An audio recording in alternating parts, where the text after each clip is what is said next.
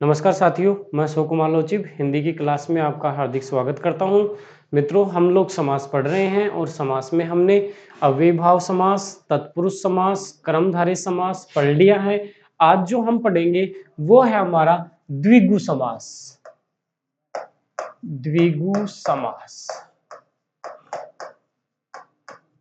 देखो, द्विगु समास रटने की आवश्यकता नहीं है। इसके प्रारंभ में द्वि आ रहा है। प्रारंभ में क्या आ रहा है? द्वि। द्वि यानी क्या होता है? दो। द्वि यानी क्या होता है? दो। तो दो आ रहा है तो इसका मतलब दो एक क्या है? संख्यावाची शब्द है। दो क्या है? एक संख्यावाची शब्द।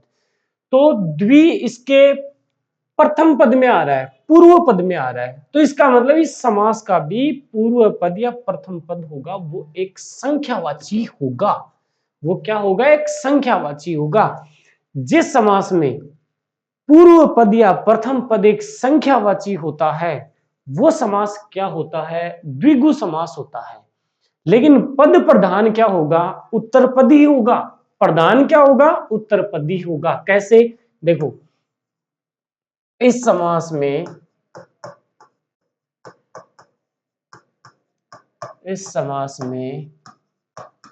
उत्तर पद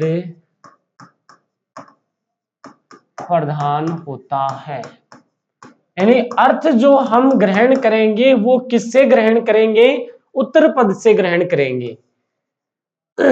दूसरी बात, इस समास में उत्तर पद प्रधान होता है। पूर्व पद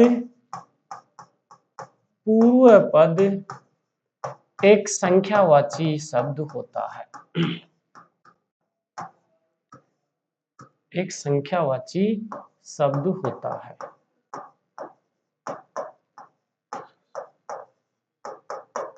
संख्यावाची शब्द होता है। अब देखो मित्रों, यहां जैसे आपके सामने जो उदाहरण है उन उदाहरणों के द्वारा आप इसको समझें। आपके सामने उदाहरण है सप्ताह है।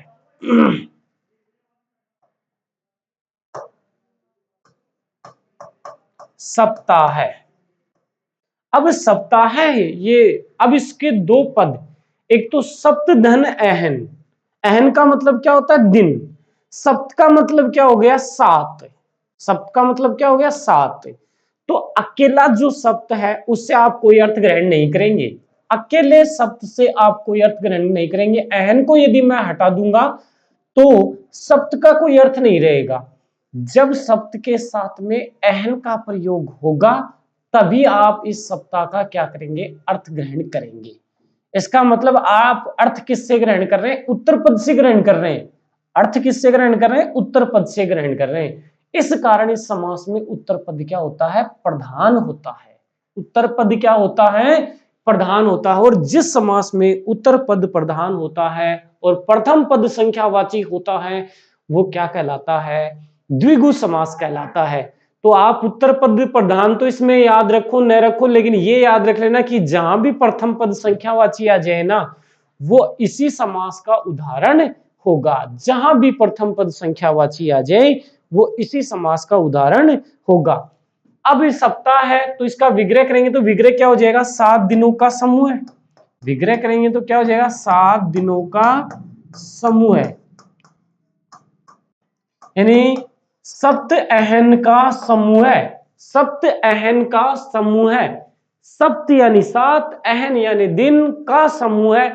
अब जब इस समास का विग्रह करते हैं तो अंत में समूह का प्रयोग भी हो सकता है या समाहार का प्रयोग भी हो सकता है। 7 दिनों का समूह है, 7 दिनों का समाहार, ये भी कर सकते हैं। जैसे हमारे सामने है नवग्रह। हमारे सामने उदाहरण है नवग्रह। अब जब हमारे सामने नवग्रह उदाहरण है तो भाई ग्रह और नव, नव यानी नो, नव यानी नो, नो ग्रह का समूह है या नो ग्रहों का समूह है या समाहार। तो क्या बन जाएगा? नो ग्रहों का समूह है। नो ग्रहों का समूह है या समाहार हो जाएगा। जैसे और उदाहरण देखना चाहें, हमारे सामने उदाहरण है पंचतंत्र। पंचतंत्र। विग्रह करेंगे, पंचतंत्रों का समूह है, पंचतंत्रों का समूह है। पंच यानी पांच, पांच तंत्रों का समूह है, क्या बन जाता है? पंचतंत्र बन जाता है। जैसे और उदाहरण देखें तो देखो, शतरंग हमारे सामने उदाहरण है। शतरंग 7 रंग है, जिसमें मत कर देना, 7 रंगों का समूह है। अठन्नी, अठन्नी 8 आनों का समूह है। जैसे त्रिवेणी, त्रिवेणी 3 वेणियों का समूह है, 3 वेणियों का समूह है। वेणियों का अर्थ क्या होता है? धाराओं, धाराओं का समूह है। सप्तऋषि, सप्तऋषि या सप्तऋषि, सप्तऋषि 7 ऋषियों का समूह है, सप्त ऋषियों का समूह है। दोपहर, दोपहर 2 पहरों का समूह है। जैसे 9 लखा, 9 लाख का समूह है। 9 लखा का क्या हो जाएगा? 9 लखा 9 लाख का समूह है। और उदाहरण देखा, छत्तीसगढ़, छत्तीसगढ़, छत्तीसगढ़ यानी 36 गढ़ों का समूह है। चौखट, चौखट भाई चौखट है, चौ यानी 4, 4 खूंटों का समूह है। चौखट में क्या हो जाएगा? 4 खूंटों का समूह है। तिकोना 3 कोनों का समूह है। तिकोना में क्या हो जाएगा? 3 कोनों का समूह है। और लेना चाहें, दुनाली 2 नलियों का समूह है। दुनाली, दुनाली 2 नलियों का समूह है। दुनाली होता है, दुनाली में दू यानी 2, 2 नालियों का समूह है। दुअन्नी 2 आनों का समूह है। दुअन्नी 2 आनों का समूह है। दू यानी 2, 2 आनों का समूह है। अठमासा 8 महीनों का समूह है।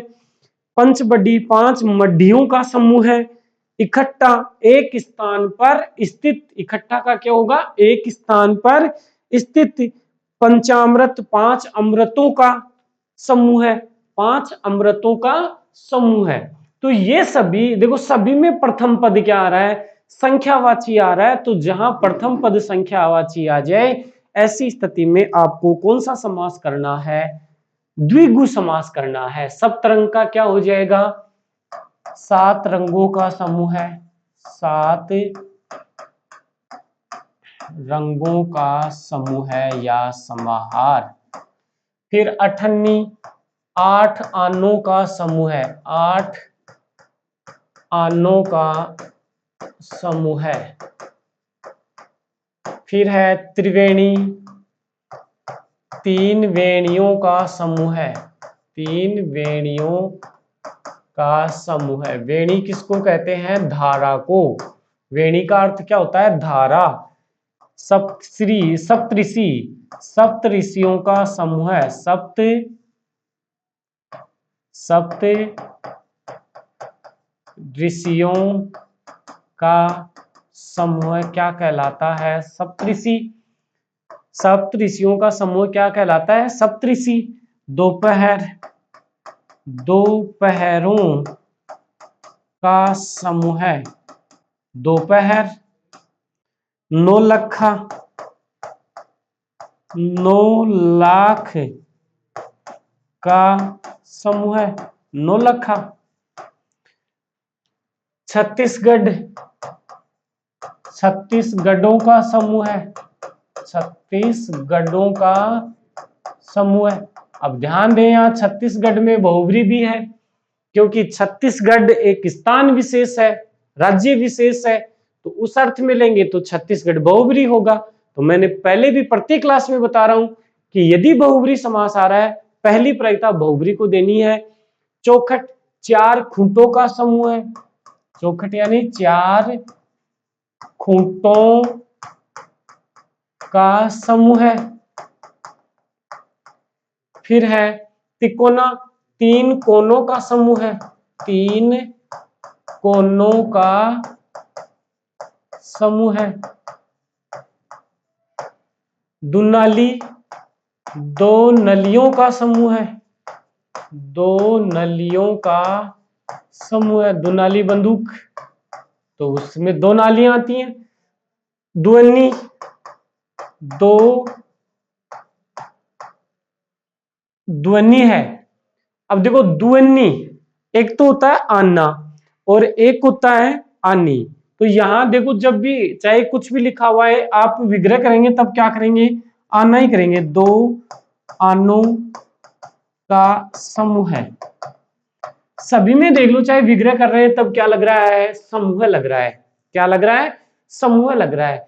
तो ये होता है हमारा द्विगु समास। और बाकी द्विगु समास जितना सरल कोई भी समास नहीं है, क्योंकि न तो इसमें अन्य किसी प्रकार के कोई उदाहरण शामिल होते हैं, केवल एक ही प्रकार के उदाहरण आते हैं, और वो भी एक प्रकार के कौन से आते हैं, केवल और केवल जहां प्रथम पद संख्यावाची हो वो सभी उदाहरण, यदि उसमें बहुब्री नहीं है तो वो सभी उदाहरण किस में रखे जाते हैं, द्विगु समास में ही रखे जाते हैं, अन्य किसी समास में नहीं रखे जाते हैं।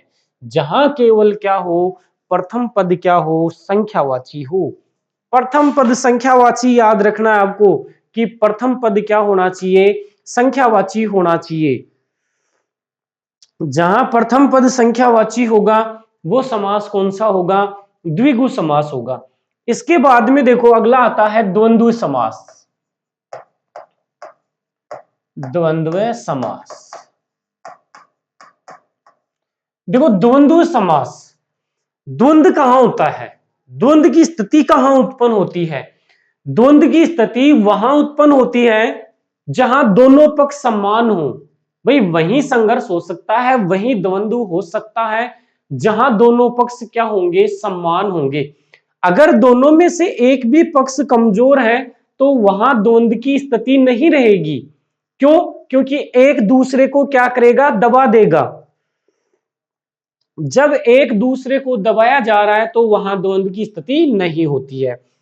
अब इससे हम यहां समास में क्या समझना चाहते हैं, इससे हम समास में समझना चाहते हैं कि भाई द्वंद्व जहां दोनों पद प्रधान होते हैं, दोनों जो पक्ष होते हैं मजबूत स्थिति वाले होते हैं, उन उदाहरणों में आता है।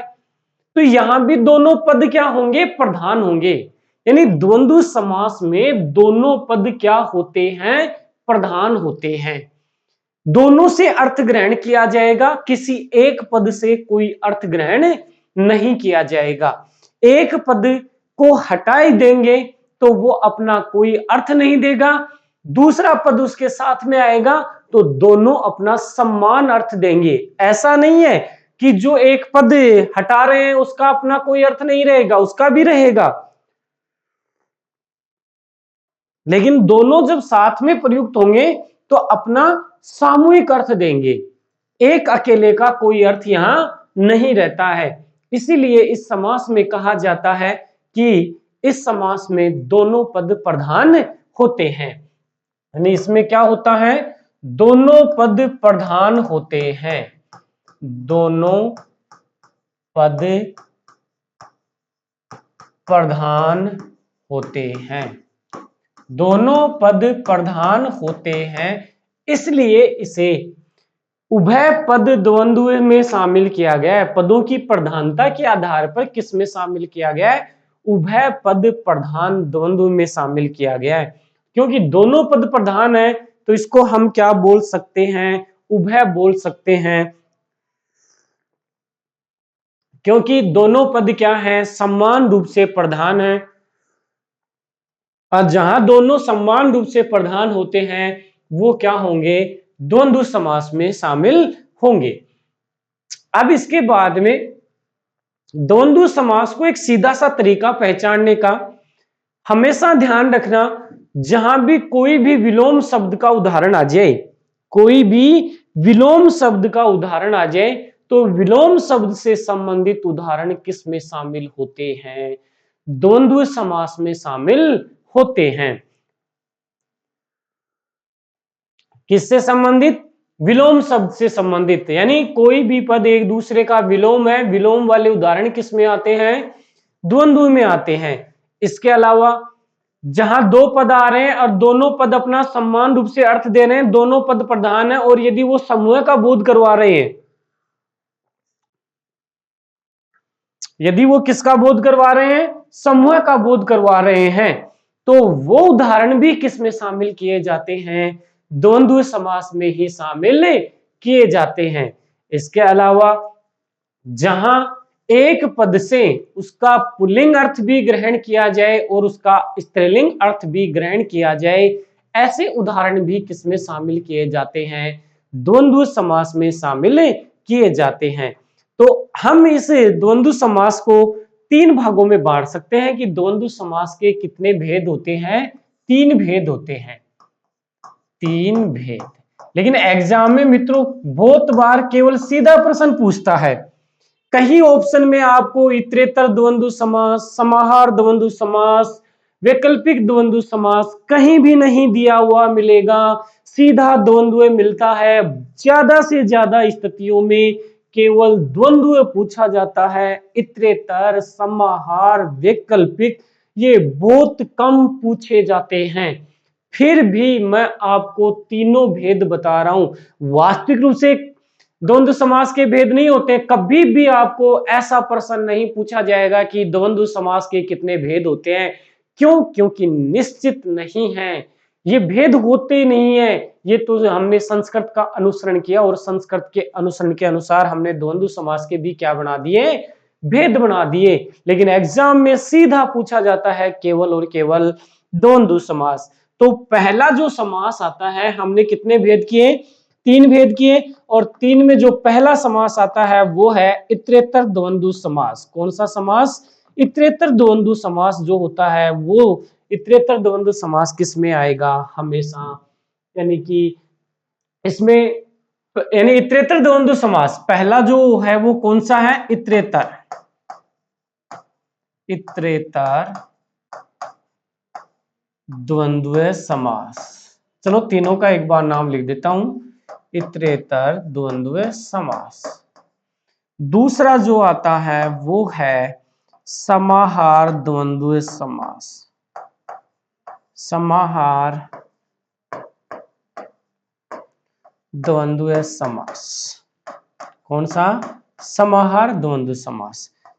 तीसरा जो आता है वैकल्पिक, वैकल्पिक या विकल्प बोधक, विकल्प बोधक द्वंद्व समास, द्वंद्व विकल्प बोधक द्वंद्व समास। इस प्रकार से इसको तीन भागों में बांटा गया, इतरेतर द्वंद्व समास, समाहार द्वंद्व समास, वैकल्पिक या विकल्प बोधक द्वंद्व समास। अब हम एक एक को पढ़ेंगे कि इतरेतर द्वंद्व समास में कौन से उदाहरण शामिल होते हैं, समाहार द्वंद्व समास जो होता है उसमें कौन कौन से उदाहरण आते हैं, और इसके अलावा विकल्प बोधक जो है उसमें कौन कौन से उदाहरणों को शामिल किया जाता है। इनको किसमें पढ़ेंगे, इतरेतर द्वंद्व, यानी इतरेतर द्वंद्व, समाहार द्वंद्व और वैकल्पिक या विकल्प बोधक द्वंद्व समास में। तो सबसे पहला हम लेते हैं इतरेतर द्वंद्व समास।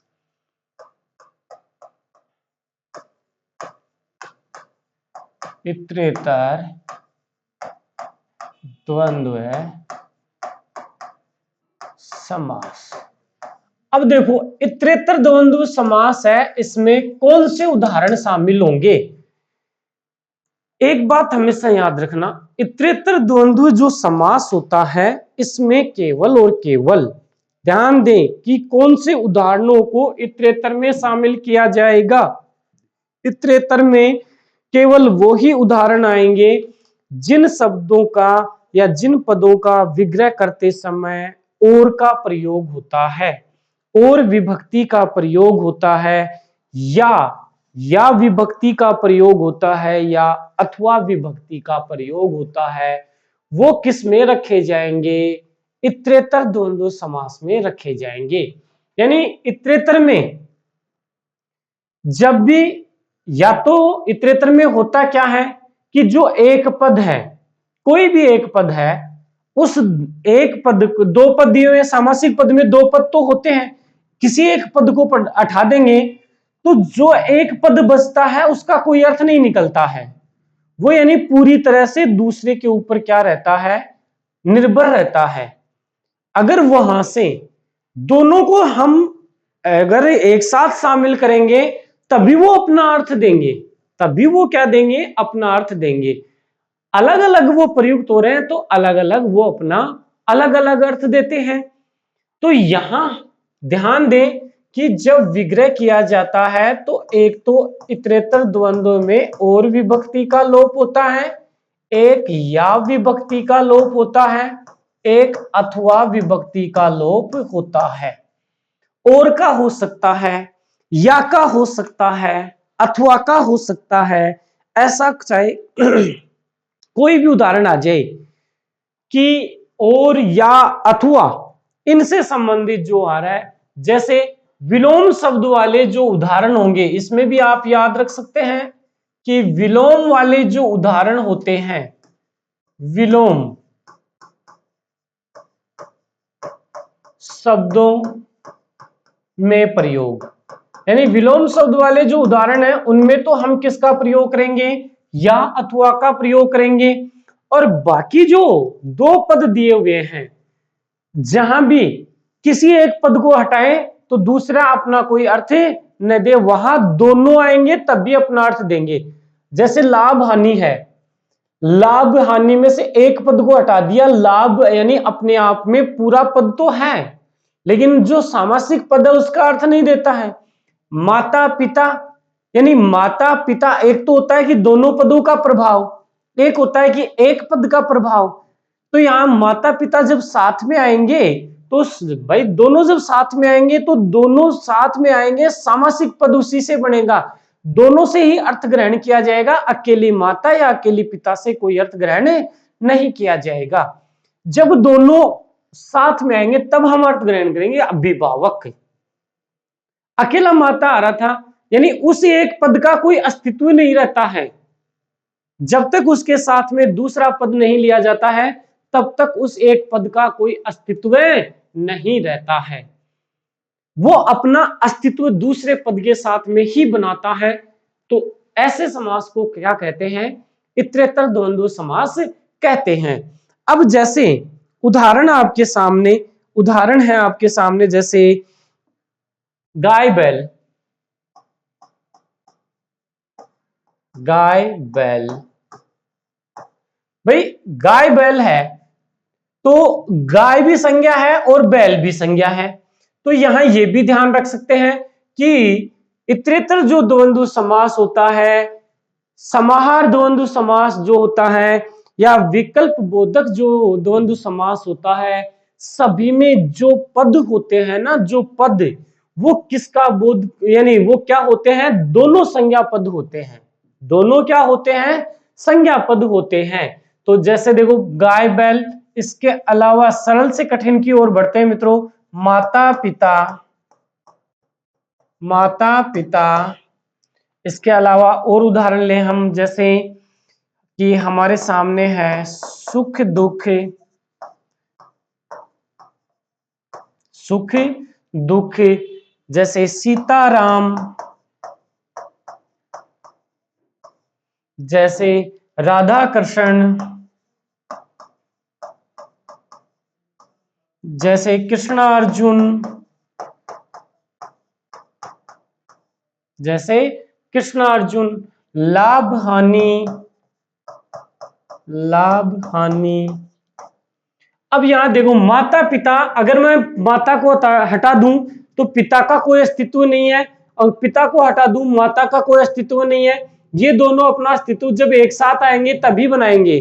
तो जब ये हो, दोनों एक दूसरे के विलोम शब्द वाले उदाहरण नहीं हो, तब विग्रह करने पर क्या करेंगे, और लगाएंगे, माता और पिता, माता और पिता। जब विलोम शब्द वाले आ जाएं तब या का प्रयोग भी कर सकते हैं आप, या अथवा का भी प्रयोग कर सकते हैं। सुख या दुख, यानी इनमें से एक ही स्थिति हो सकती है, दोनों एक साथ कभी भी नहीं हो सकती ये स्थितियां। आप इसको ऐसे भी समझ सकते हैं कि ये दोनों स्थितियां कभी भी एक साथ नहीं आ सकती, कि सुख आ गया दुख आ गया, एक साथ कभी भी नहीं आएगा। या तो स्थिति रहेगी वो सुख की रहेगी, या स्थिति रहेगी वो किसकी रहेगी, दुख की रहेगी। तो जहां भी दोनों स्थितियां एक साथ नहीं हो सकती, जबकि माता पिता दोनों एक साथ हैं, क्योंकि ये तो एक साथ हो सकते हैं भाई, तभी तो संतानोत्पत्ति होगी, एक साथ होंगे तभी तो। लेकिन सुख दुख में एक रहेगा, या तो सुख रहेगा या क्या रहेगा, दुख रहेगा। ऐसे सभी उदाहरणों को किसमें शामिल करेंगे, इतरेतर द्वंद्व में शामिल करेंगे। सीताराम, अब सीताराम दो पद है, सीता भी है राम भी है। क्या आप सीता को हटा दिया, राम को, क्या एक, जैसे हमने देखा कि दोनों स्थितियां एक साथ नहीं हो सकती, तो सीताराम दोनों एक साथ नहीं हो सकते भाई, दोनों एक साथ रहे तभी तो उनका नाम सीताराम पड़ा, वरना क्यों पड़ता, दोनों एक साथ रहे तभी तो पड़ा ना। तो क्या होगा, सीता और राम, क्या होगा, सीता और राम। अब यहां राधा कृष्ण, इसमें क्या बनाया हमने, राधा कृष्ण। अब राधा कृष्ण जब हमने बनाया तो दोनों एक साथ हैं, दोनों पदों की स्थिति एक यानी उपलब्ध है यहां हमारे पास, यानी दोनों पद क्या है, एक साथ हमारे सामने जब होंगे तभी क्या होगा, यानी राधा और कृष्ण दोनों पद एक साथ स्थित हो सकते हैं, और जब रहते हैं तभी उनको क्या कहा गया है, राधा कृष्ण कहा गया है। तो क्या बनेगा, राधा और कृष्ण, राधा और कृष्ण। अब कृष्ण और अर्जुन दोनों एक साथ में हुए हैं, ऐसा नहीं है कि एक बार कृष्ण हो गया और अर्जुन हो गया, दोनों का समय एक नहीं था, क्या दोनों का समय एक था, दोनों पद एक साथ हैं, इसका मतलब क्या लगाएंगे, और लगाएंगे, कृष्ण और अर्जुन, कृष्ण और अर्जुन, कृष्ण और अर्जुन।